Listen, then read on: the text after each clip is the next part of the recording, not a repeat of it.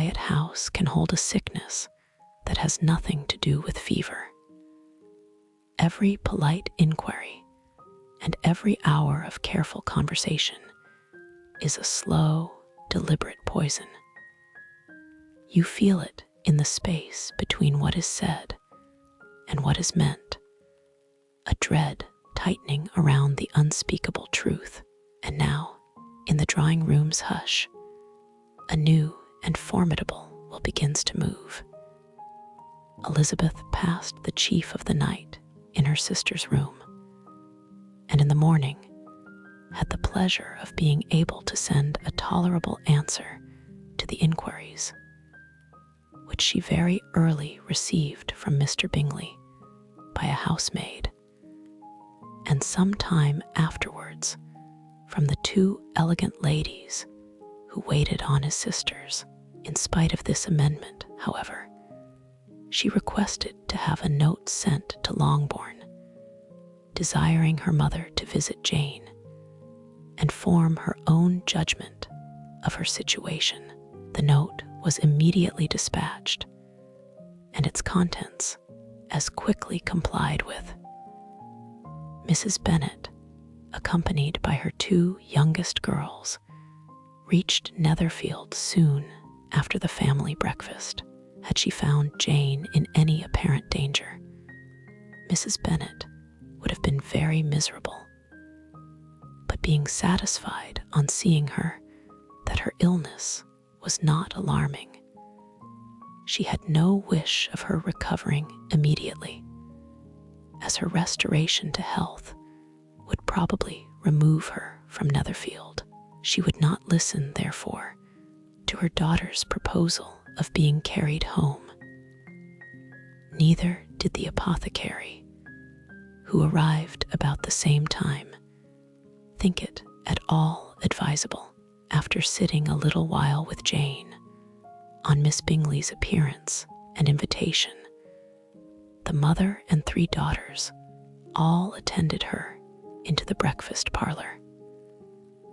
Bingley met them with hopes that Mrs. Bennet had not found Miss Bennet worse than she expected. "Indeed I have, sir," was her answer. "She is a great deal too ill to be moved. Mr. Jones says we must not think of moving her. We must trespass a little longer on your kindness." "Removed," cried Bingley. "It must not be thought of.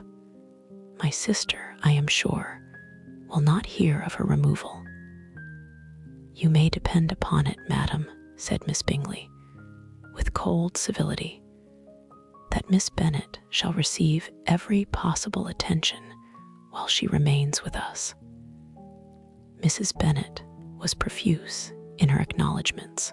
"I am sure," she added, "if it was not for such good friends, I do not know what would become of her, for she is very ill indeed, and suffers a vast deal, though with the greatest patience in the world, which is always the way with her, for she has, without exception, the sweetest temper I ever met with.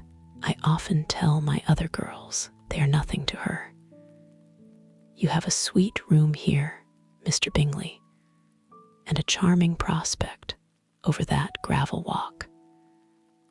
I do not know a place in the country that is equal to Netherfield. You will not think of quitting it in a hurry, I hope, though you have but a short lease."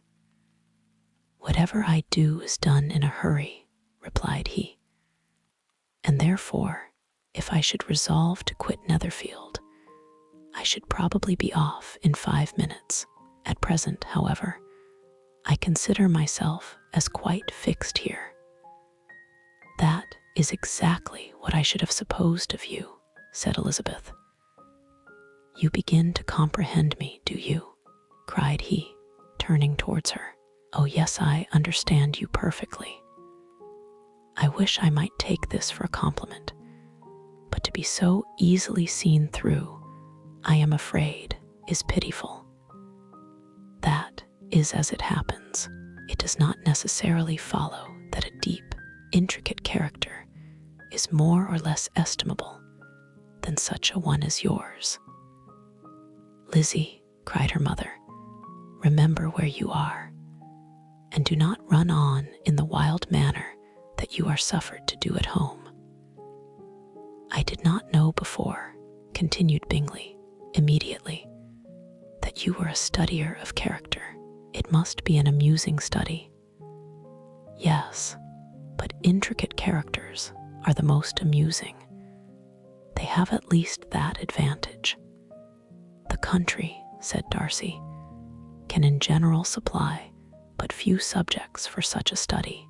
In a country neighborhood you move in a very confined and unvarying society. But people themselves alter so much that there is something new to be observed in them forever."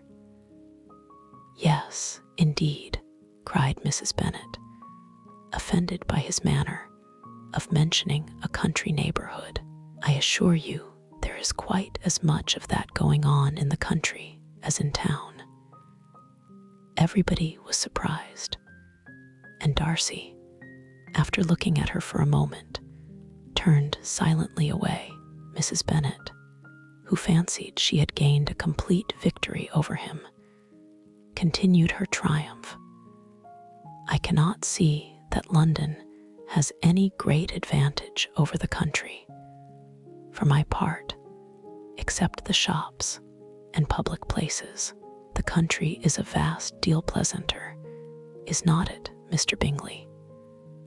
"When I am in the country," he replied, "I never wish to leave it, and when I am in town, it is pretty much the same. They have each their advantages, and I can be equally happy in either." "Aye, that is because you have the right disposition."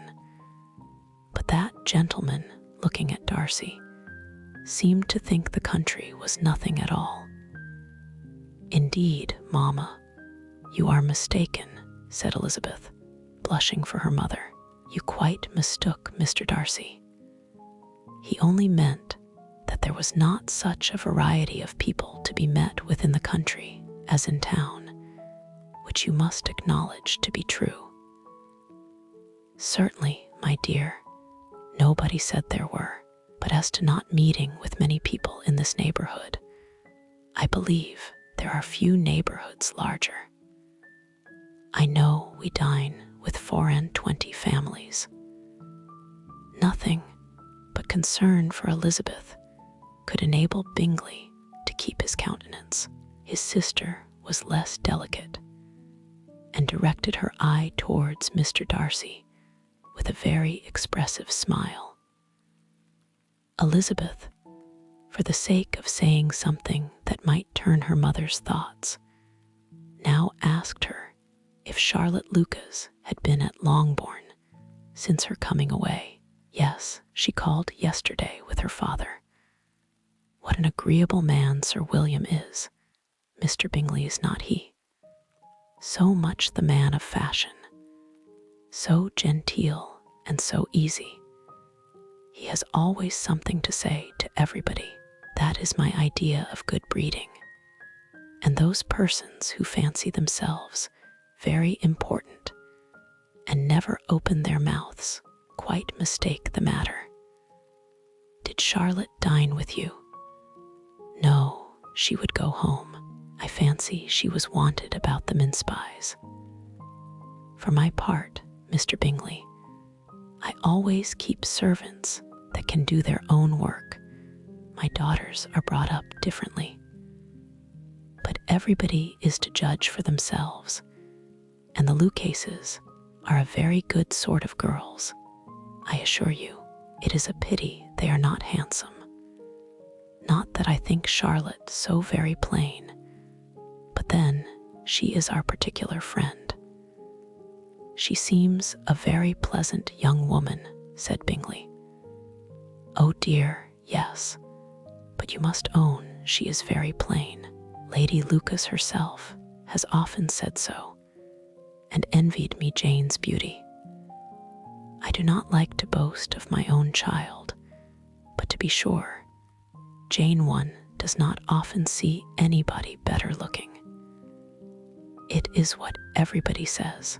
I do not trust my own partiality. When she was only 15, there was a gentleman at my brother Gardiner's in town so much in love with her that my sister-in-law was sure he would make her an offer before we came away. But however, he did not. Perhaps he thought her too young. However, he wrote some verses on her, and very pretty they were. And so ended his affection, said Elizabeth, impatiently. There has been many a one, I fancy, overcome in the same way. I wonder who first discovered the efficacy of poetry in driving away love. I have been used to consider poetry as the food of love, said Darcy. Of a fine, stout, healthy love it may. Everything nourishes what is strong already. But if it be only a slight, thin sort of inclination, I am convinced that one good sonnet will starve it entirely away. Darcy only smiled, and the general pause which ensued made Elizabeth tremble, lest her mother should be exposing herself again. She longed to speak, but could think of nothing to say. And after a short silence, Mrs. Bennet began repeating her thanks to Mr. Bingley for his kindness to Jane, with an apology for troubling him, also with Lizzie. Mr. Bingley was unaffectedly civil in his answer, and forced his younger sister to be civil also, and say what the occasion required. She performed her part, indeed, without much graciousness, but Mrs. Bennet was satisfied, and soon afterwards ordered her carriage. Upon this signal, the youngest of her daughters put herself forward. The two girls had been whispering to each other during the whole visit, and the result of it was that the youngest should tax Mr. Bingley with having promised, on his first coming into the country, to give a ball at Netherfield. Lydia was a stout, well-grown girl of 15, with a fine complexion and good-humored countenance, a favorite with her mother, whose affection had brought her into public at an early age. She had high animal spirits and a sort of natural self-consequence, which the attentions of the officers, to whom her uncle's good dinners and her own easy manners recommended her, had increased into assurance. She was very equal, therefore, to address Mr. Bingley on the subject of the ball, and abruptly reminded him of his promise, adding that it would be the most shameful thing in the world if he did not keep it. His answer to this sudden attack was delightful to her mother's ear. I am perfectly ready, I assure you, to keep my engagement, and when your sister is recovered, you shall, if you please, name the very day of the ball. But you would not wish to be dancing while she is ill? Lydia declared herself satisfied. Oh yes, it would be much better to wait till Jane was well, and by that time, most likely, Captain Carter would be at Meryton again. And when you have given your ball, she added, I shall insist on their giving one also. I shall tell Colonel Forster it will be quite a shame if he does not. Mrs. Bennet and her daughters then departed, and Elizabeth returned instantly to Jane, leaving her own and her relations' behavior to the remarks of the two ladies and Mr. Darcy, the latter of whom, however, could not be prevailed on to join in their censure of her, in spite of all Miss Bingley's witticisms on fine eyes, the day passed much as the day before had done. Mrs. Hurst and Miss Bingley had spent some hours of the morning with the invalid, who continued, though slowly, to mend. And in the evening, Elizabeth joined their party in the drawing room. The loo table, however, did not appear. Mr. Darcy was writing, and Miss Bingley, seated near him, was watching the progress of his letter and repeatedly calling off his attention by messages to his sister. Mr. Hurst and Mr. Bingley were at piquet, and Mrs. Hurst was observing their game. Elizabeth took up some needlework and was sufficiently amused in attending to what passed between Darcy and his companion, the perpetual commendations of the lady either on his handwriting, or on the evenness of his lines, or on the length of his letter, with the perfect unconcern with which her praises were received, formed a curious dialogue, and was exactly in unison with her opinion of each. How delighted Miss Darcy will be to receive such a letter. He made no answer.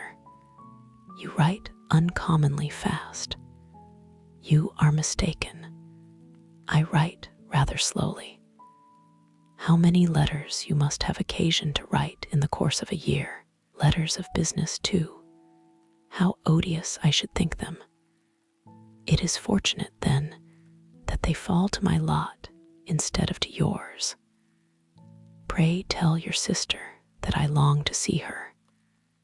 I have already told her so once, by your desire. I am afraid you do not like your pen. Let me mend it for you. I mend pens remarkably well. Thank you, but I always mend my own. How can you contrive to write so even? He was silent. Tell your sister I am delighted to hear of her improvement on the harp. And pray let her know that I am quite in raptures with her beautiful little design for a table, and I think it infinitely superior to Miss Grantley's. Will you give me leave to defer your raptures till I write again? At present, I have not room to do them justice. Oh, it is of no consequence. I shall see her in January.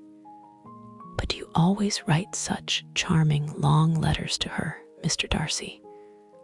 They are generally long, but whether always charming, it is not for me to determine. It is a rule with me that a person who can write a long letter with ease cannot write ill. That will not do for a compliment to Darcy, Caroline, cried her brother, because he does not write with ease. He studies too much for words of 4 syllables. Do not you, Darcy? My style of writing is very different from yours. Oh, cried Miss Bingley, Charles writes in the most careless way imaginable. He leaves out half his words and blots the rest. My ideas flow so rapidly that I have not time to express them, by which means my letters sometimes convey no ideas at all to my correspondents.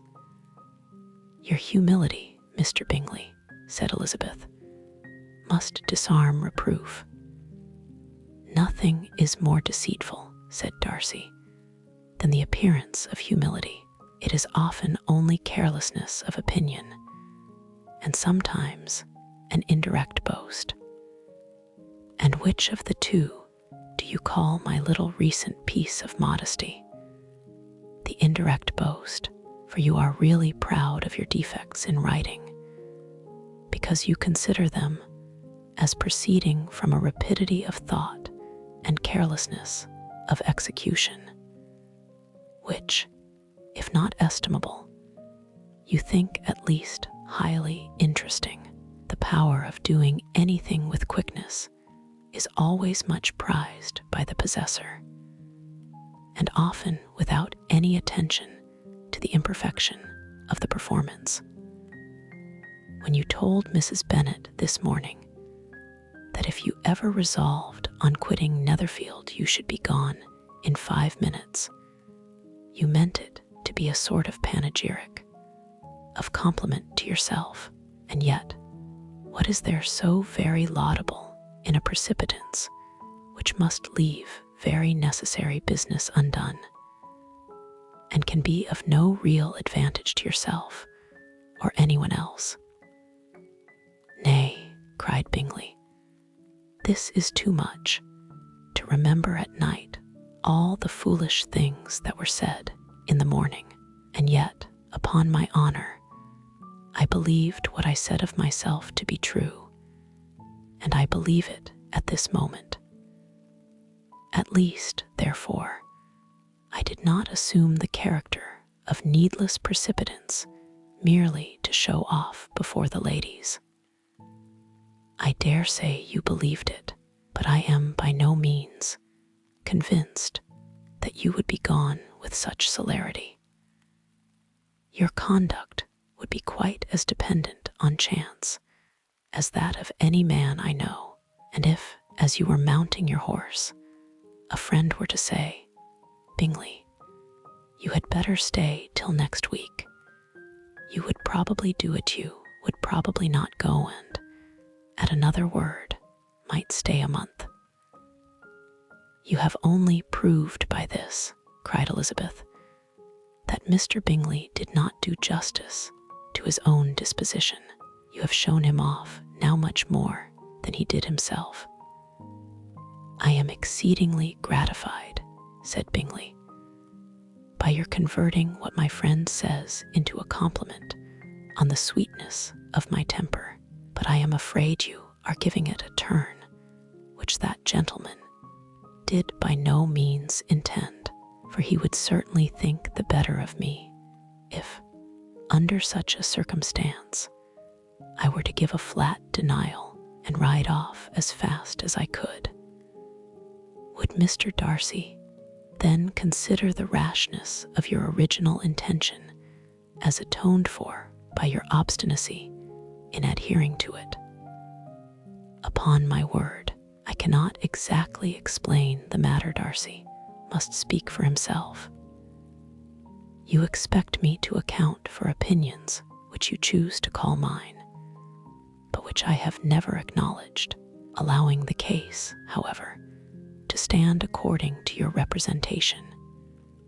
You must remember, Miss Bennet, that the friend who is supposed to desire his return to the house and the delay of his plan has merely desired it, asked it without offering one argument in favor of its propriety.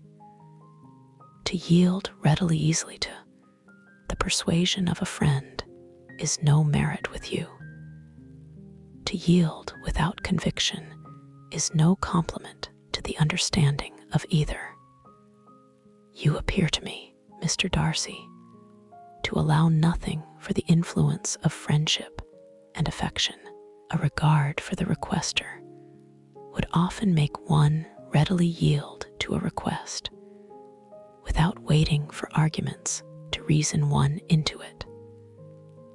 I am not particularly speaking of such a case as you have supposed about Mr. Bingley.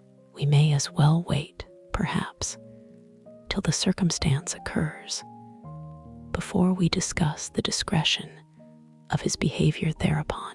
But in general and ordinary cases, between friend and friend, where one of them is desired by the other to change a resolution of no very great moment, should you think ill of that person for complying with the desire without waiting to be argued into it? Will it not be advisable, before we proceed on this subject, to arrange with rather more precision the degree of importance which is to appertain to this request, as well as the degree of intimacy subsisting between the parties? By all means, cried Bingley, let us hear all the particulars. not forgetting their comparative height and size, for that will have more weight in the argument, Miss Bennet, than you may be aware of. I assure you that if Darcy were not such a great tall fellow, in comparison with myself, I should not pay him half so much deference. I declare I do not know a more awful object than Darcy on particular occasions, and in particular places, at his own house especially, and of a Sunday evening when he has nothing to do. Mr. Darcy smiled, but Elizabeth thought she could perceive that he was rather offended, and therefore checked her laugh. Miss Bingley warmly resented the indignity he had received in an expostulation with her brother for talking such nonsense. "I see your design, Bingley," said his friend. "You dislike an argument and want to silence this. Perhaps I do. Arguments are too much like disputes. If you and Miss Bennet will defer yours till I am out of the room, I shall be very thankful, and then you may say whatever you like of me." "What you ask," said Elizabeth, "is no sacrifice on my side, and Mr. Darcy had much better finish his letter." Mr. Darcy took her advice and did finish his letter. When that business was over, he applied to Miss Bingley and Elizabeth for the indulgence of some music. Miss Bingley moved with alacrity to the pianoforte, and after a polite request that Elizabeth would lead the way, which the other as politely and more earnestly negatived, she seated herself. Mrs. Hurst sang with her sister, and while they were thus employed, Elizabeth could not help observing, as she turned over some music books that lay on the instrument, how frequently Mr. Darcy's eyes were fixed on her. She hardly knew how to suppose that she could be an object of admiration to so great a man, and yet that he should look at her because he disliked her was still more strange. She could only imagine, however, at last, that she drew his notice because there was something about her more wrong and reprehensible, according to his ideas of right, than in any other person present. The supposition did not pain her. She liked him too little to care for his approbation. After playing some Italian songs, Miss Bingley varied the charm by a lively Scotch air, and soon afterwards Mr. Darcy, drawing near Elizabeth, said to her, "Do you not feel a great inclination, Miss Bennet, to seize such an opportunity of dancing a reel?" She smiled, but made no answer. He repeated the question, with some surprise at her silence. "Oh," said she, "I heard you before, but I could not immediately determine what to say in reply. You wanted me, I know, to say yes, that you might have the pleasure of despising my taste, but I always delight in overthrowing those kind of schemes and cheating a person of their premeditated contempt. I have, therefore, made up my mind to tell you that I do not want to dance a reel at all, and now despise me if you dare. Indeed, I do not dare." Elizabeth, having rather expected to affront him, was amazed at his gallantry, but there was a mixture of sweetness and archness in her manner which made it difficult for her to affront anybody, and Darcy had never been so bewitched by any woman as he was by her. He really believed that, were it not for the inferiority of her connections, he should be in some danger. Miss Bingley saw, or suspected, enough to be jealous, and her great anxiety for the recovery of her dear friend Jane received some assistance from her desire of getting rid of Elizabeth. She often tried to provoke Darcy into disliking her guest by talking of their supposed marriage and planning his happiness in such an alliance. "I hope," said she, as they were walking together in the shrubbery the next day, "you will give your mother-in-law a few hints when this desirable event takes place as to the advantage of holding her tongue, and if you can compass it, to cure the younger girls of running after the officers. And, if I may mention so delicate a subject, endeavor to check that little something, bordering on conceit and impertinence, which your lady possesses. Have you anything else to propose for my domestic felicity? Oh yes, do let the portraits of your uncle and Aunt Phillips be placed in the gallery at Pemberley. Put them next to your great uncle, the judge. They are in the same profession, you know, only in different lines. As for your Elizabeth's picture, you must not attempt to have it taken, for what painter could do justice to those beautiful eyes?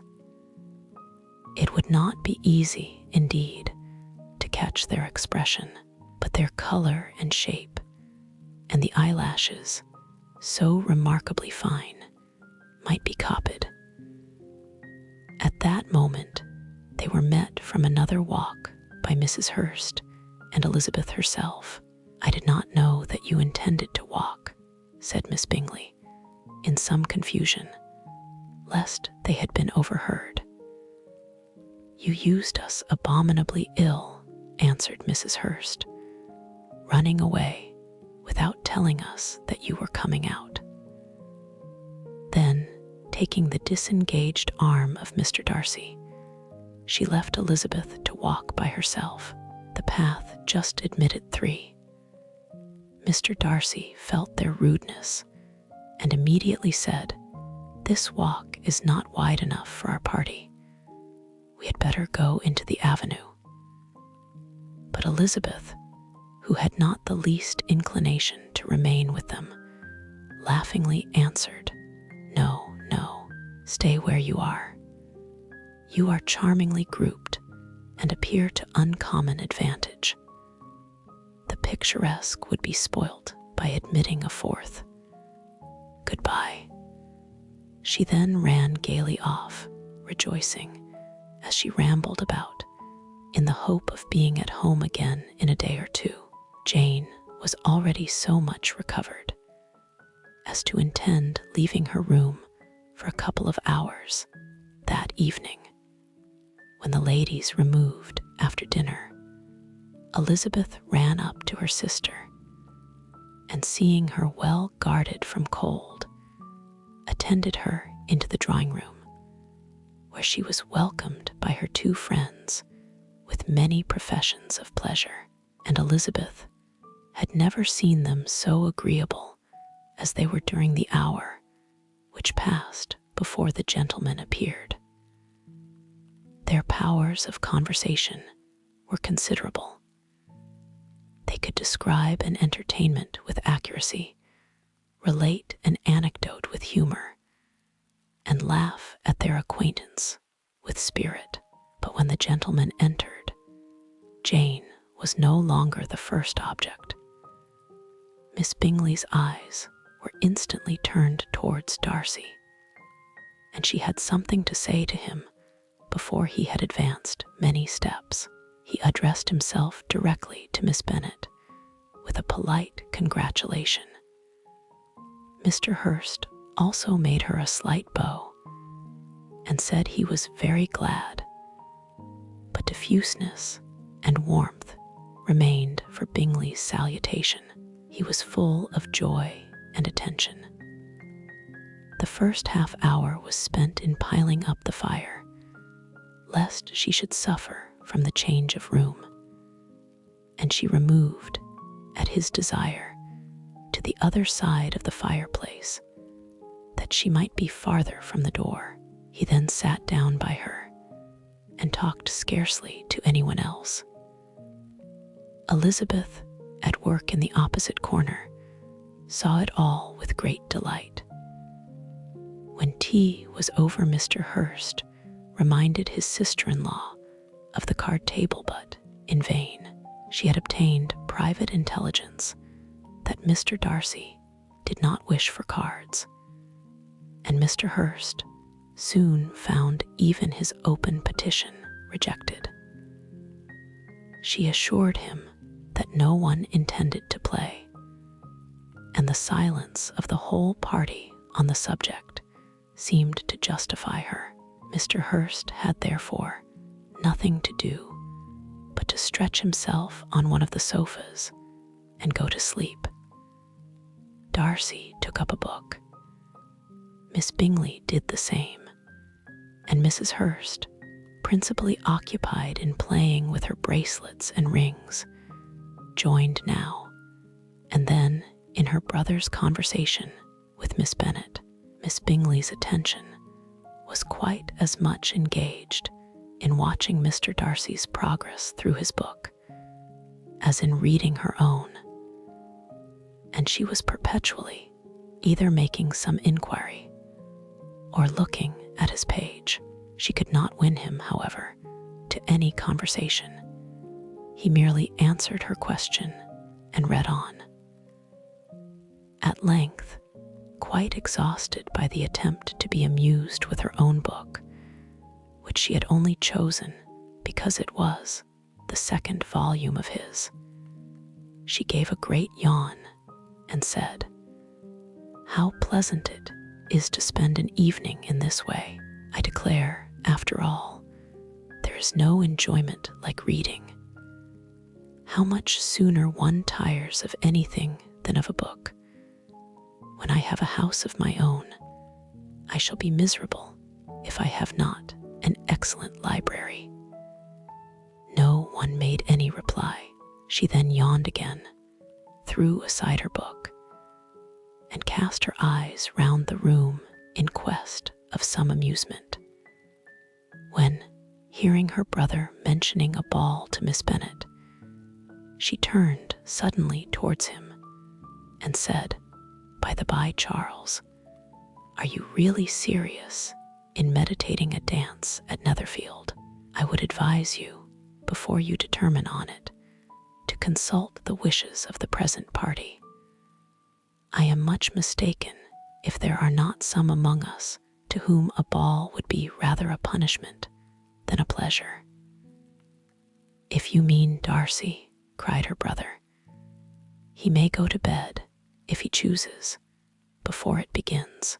But as for the ball, it is quite a settled thing, and as soon as Nishalls has made white soup enough, I shall send round my cards." "I should like balls infinitely better," she replied, "if they were carried on in a different manner. But there is something insufferably tedious in the usual process of such a meeting. It would surely be much more rational if conversation, instead of dancing, made the order of the day."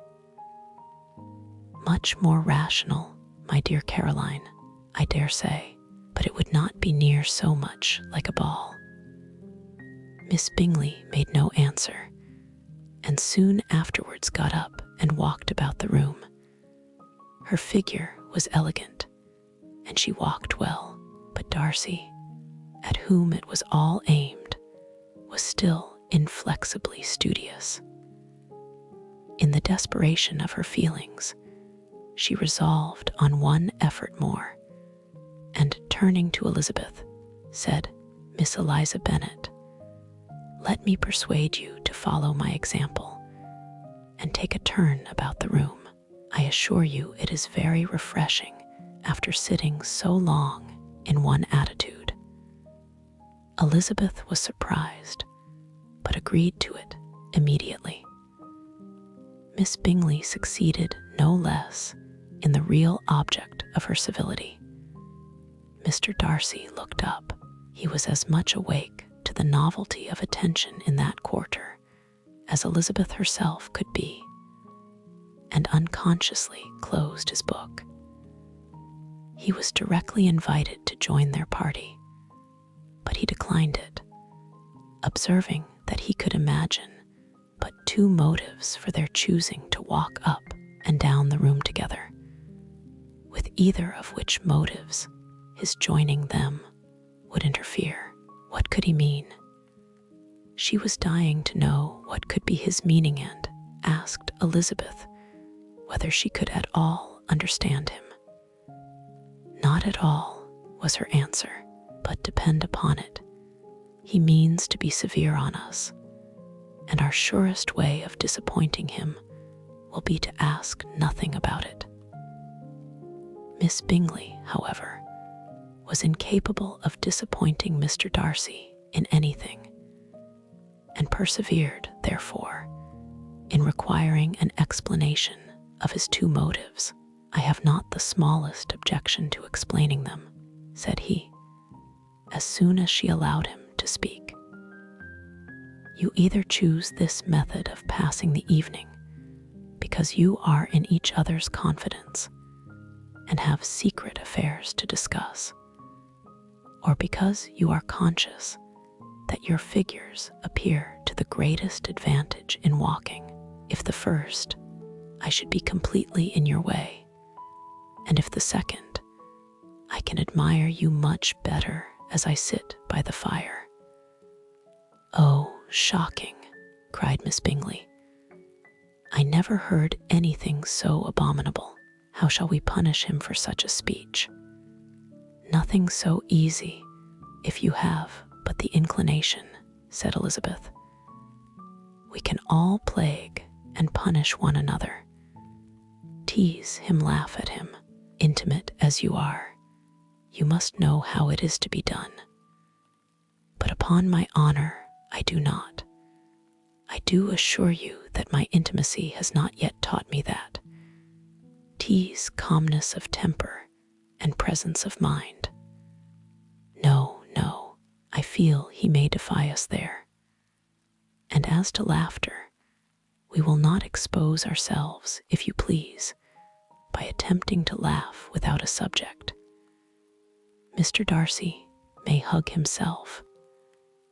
"Mr. Darcy is not to be laughed at," cried Elizabeth.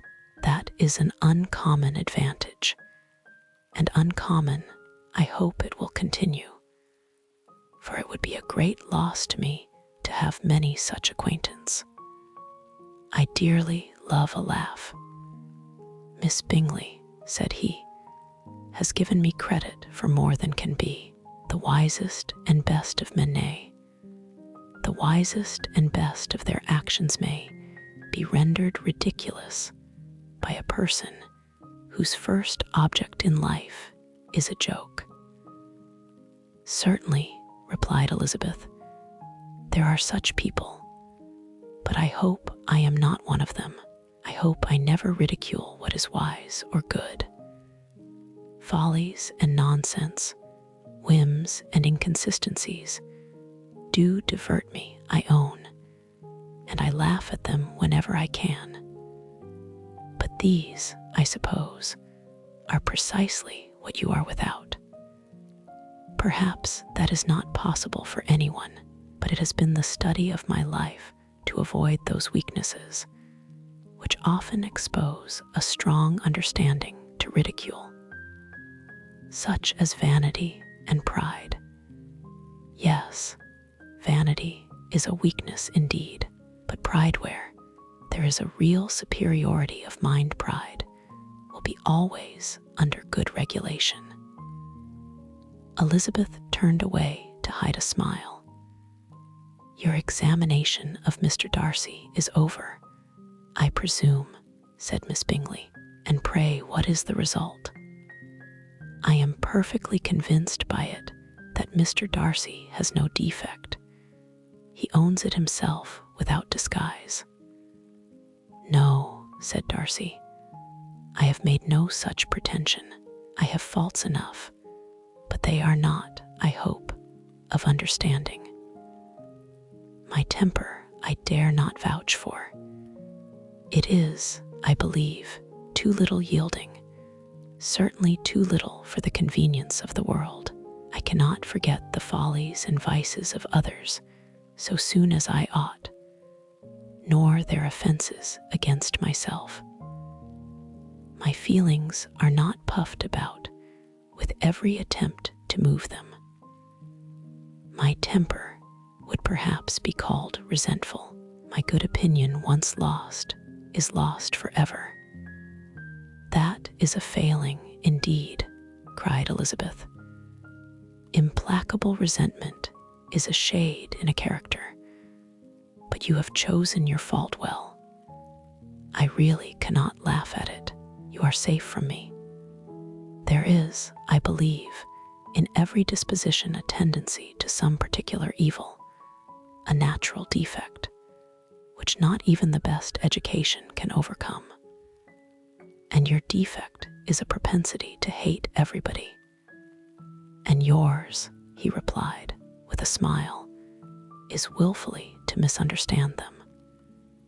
Do let us have a little music, cried Miss Bingley, tired of a conversation in which she had no share. Louisa, you will not mind my waking Mr. Hurst. Her sister made not the smallest objection, and the pianoforte was opened, and Darcy, after a few moments' recollection, was not sorry for it. He began to feel the danger of paying Elizabeth too much attention. In consequence of an agreement between the sisters, Elizabeth wrote the next morning to her mother to beg that the carriage might be sent for them in the course of the day. But Mrs. Bennet, who had calculated on her daughters remaining at Netherfield till the following Tuesday, which would exactly finish Jane's week, could not bring herself to receive them with pleasure before. Her answer, therefore, was not propitious, at least not to Elizabeth's wishes, for she was impatient to get home. Mrs. Bennet sent them word that they could not possibly have the carriage before Tuesday, and in her postscript it was added that if Mr. Bingley and his sister pressed them to stay longer, she could spare them very well. Against staying longer, however, Elizabeth was positively resolved, nor did she much expect it would be asked, and fearful, on the contrary, of being considered as intruding themselves needlessly long. She urged Jane to borrow Mr. Bingley's carriage immediately, and at length it was settled that their original design of leaving Netherfield that morning should be mentioned, and the request made. The communication excited many professions of concern, and enough was said of wishing them to stay at least till the following day to work on Jane. And till the morrow, their going was deferred. Miss Bingley was then sorry that she had proposed the delay, for her jealousy and dislike of one sister much exceeded her affection for the other.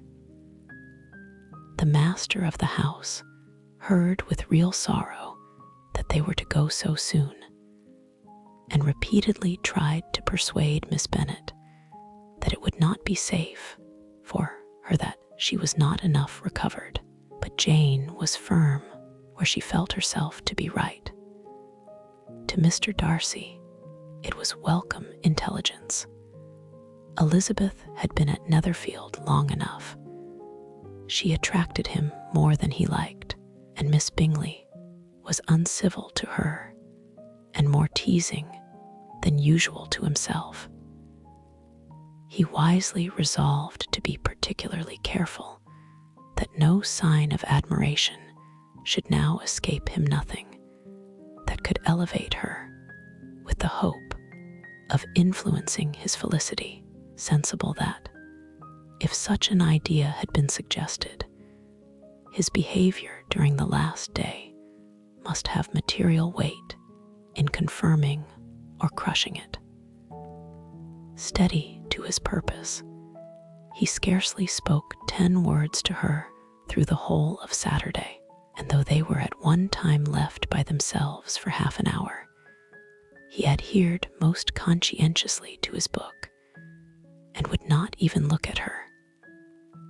On Sunday, after morning service, the separation, so agreeable to almost all, took place. Miss Bingley's civility to Elizabeth increased at last very rapidly, as well as her affection for Jane.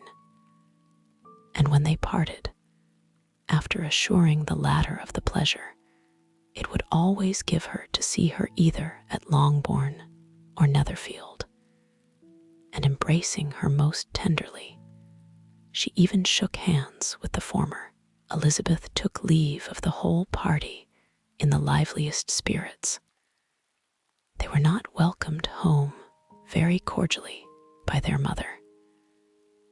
Mrs. Bennet wondered at their coming, and thought them very wrong to give so much trouble, and was sure Jane would have caught cold again.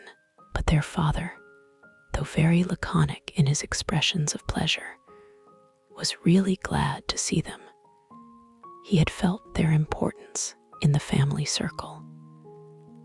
The evening conversation, when they were all assembled, had lost much of its animation and almost all its sense by the absence of Jane and Elizabeth. They found Mary, as usual, deep in the study of thorough bass and human nature, and had some new extracts to admire, and some new observations of threadbare morality to listen to. Catherine and Lydia had information for them of a different sort. Much had been done, and much had been said in the regiment since the preceding Wednesday. Several of the officers had dined lately with their uncle. A private had been flogged, and it had actually been hinted that Colonel Forster was going to be married.